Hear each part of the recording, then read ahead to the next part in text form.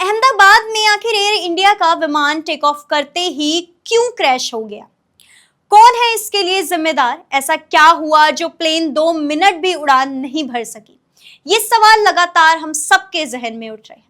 12 जून गुरुवार को air India का A71 प्लेन क्रैश हुआ, जिसमें 200 से भी ज्यादा लोग मारे गए और जिस मेडिकल कॉलेज पर गिरा वहां लगभग 50 से अधिक बच्चों की मौत हो गई। अब सवाल ये उठता है कि आखिर प्लेन टेक ऑफ करने के कुछ मिनटों बाद ही क्यों क्रैश हो गया? क्या है इसके पीछे का असली मामला, ये जानते हैं। नमस्कार, मैं स्नेहा श्रीवास्तव और आप देख रहे हैं द हिंदी टॉप। विमान हादसे पर अमेरिका के जाने माने aviation safety expert John M Cox ने बताया है कि विमान हादसे की शुरुआती जांच में ये देखा जाएगा कि क्या फ्लाइट टेक ऑफ के लिए सही ढंग से तैयारी की गई थी। उन्होंने साथ ही ये भी बताया कि जो धुंधले वीडियो सामने आए हैं उनमें प्लेन का अगला हिस्सा ऊपर उठता नजर आ रहा है, लेकिन प्लेन खुद ऊपर नहीं जा रहा बल्कि नीचे की तरफ गिरता दिख रहा है। इसमें यह अनुमान लगाया जा सकता है कि प्लेन हवा में उठने जितनी ताकत नहीं बना पा रहा है।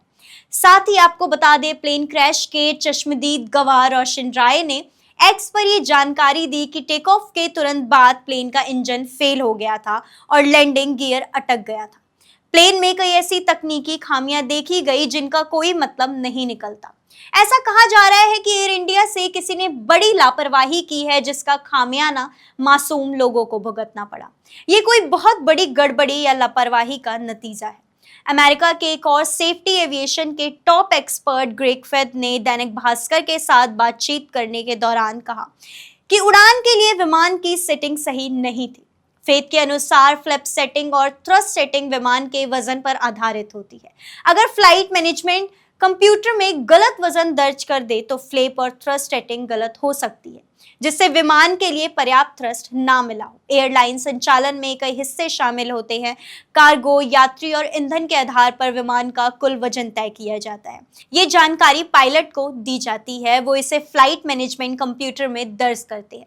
कंप्यूटर तापमान और रनवे के आधार पर फ्लैप और थ्रस्ट सेटिंग की कैलकुलेशन करता है। अगर विमान तैयार नहीं था तो उसे उड़ने की अनुमति कैसे मिली? इस पर उन्होंने कहा कि हो सकता है कंपनी ने अतिरिक्त सामान का हिसाब ना लगाया हो और गलत वजन की जानकारी दे दी हो।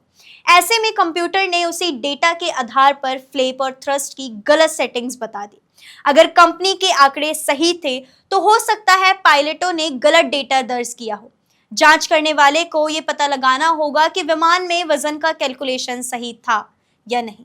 साथ ही अमेरिका के leading newspaper the सीटल times Boeing company पर आरोप लगाते हुए कहते हैं कि बोइंग कंपनी के अंदर कुछ भी ठीक नहीं चल रहा है। साथ ही एक रिपोर्ट में बताया गया कि बोइंग की फैक्ट्री में लापरवाही की वजह से अलास्का एयरलाइंस की फ्लाइट में ब्लाउट हुआ। वहीं कुछ मुखबिरों ने अमेरिकी संसद में ये गवाही भी दी कि कंपनी में सुरक्षा को लेकर क्रिमिनल कवर अप की जा रही है। आरोप ये भी है कि बोइंग ने पैसेंजर की सुरक्षा से ज्यादा मुनाफे को तवज्जो दी। यह हादसा सिर्फ एक तकनीकी फ्लेवर नहीं बल्कि पूरे एविएशन सिस्टम पर सवालिया निशान है। जब ऐसे मॉडर्न एयरक्राफ्ट ऐसे क्रैश हो जाए तो यात्रियों का भरोसा डगमगाना स्वाभाविक है। ऐसी और खबरों को देखने के लिए हमारे चैनल द हिंदी टॉप को सब्सक्राइब करें और बेल आइकन दबाना मत भूलिए। साथ ही हमें एक्स, इंस्टाग्राम और फेसबुक पर भी फॉलो करें।